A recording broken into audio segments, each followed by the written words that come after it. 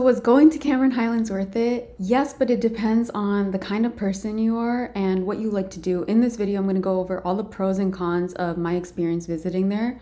One, there was no easy way to get to Cameron Highlands for me. I actually had to hire a personal driver.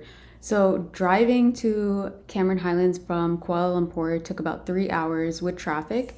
With the train, it takes about 5 hours, and the other option was me renting my own car. And I did consider this, but once I got into KL, I realized it was so much better to hire a driver because the traffic getting out of KL can be really hectic, especially even in the morning. I left around 8 a.m. to start going to Cameron Highlands. So my best recommendation is hiring a driver. That driver cost me about $200 and included a full day trip. So that's a con about going to Cameron Highlands. You just cannot get around without a driver or taxi service.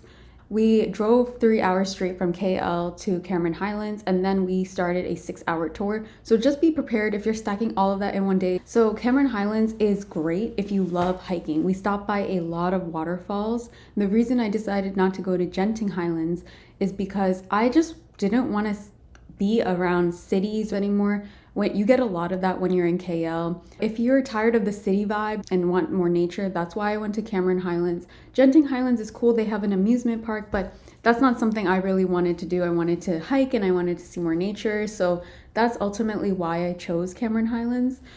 Cameron Highlands is known for their tea plantations. I could have stayed here for hours. I would highly recommend bringing an umbrella and staying there for about 2 to 3 hours. It was beautiful. They have little cafes all across the trail to hike to the top of the tea valley. And then my next stop in Cameron Highlands was their strawberry fields. They are known for their strawberry fields.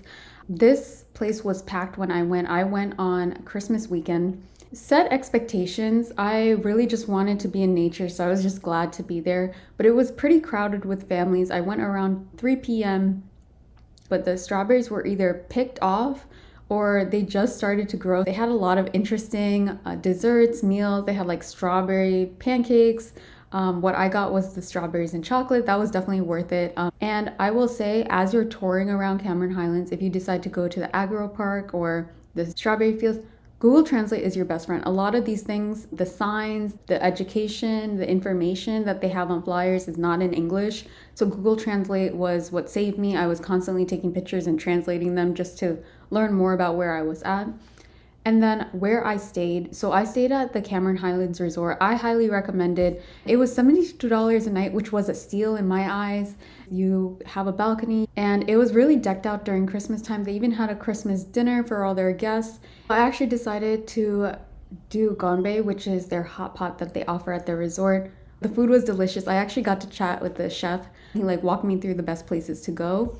On the second day, Cameron Highlands Resort has this really cool thing where you can feed koi fish. So if you have children with you on this trip, that's a good activity for them. So that's how I started my day.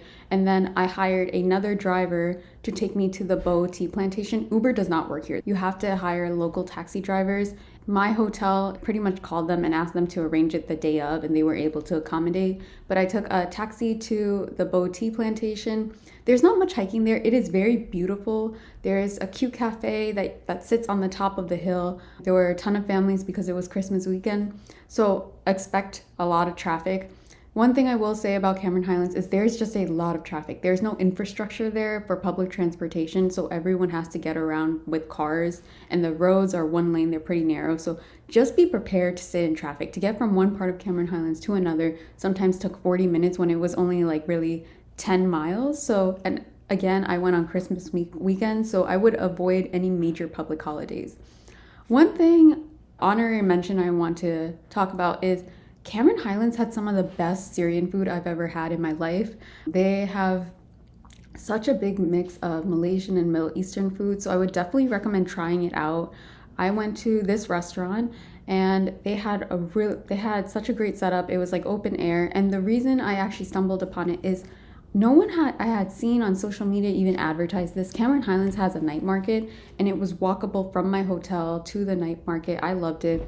I was able to walk around for an hour and really see everything available. They have a lot of fruits that aren't available in the United States. And then I went home for the night. I hung out in the hotel lounge, and everyone there is pretty friendly. And then I left Cameron Highlands and made my way to Penang. 2 days was more than enough to go. I don't recommend going there without some kind of transportation option. Like, you need to plan beforehand to figure out how you're going to get there and how you're going to get to the next city that you travel to.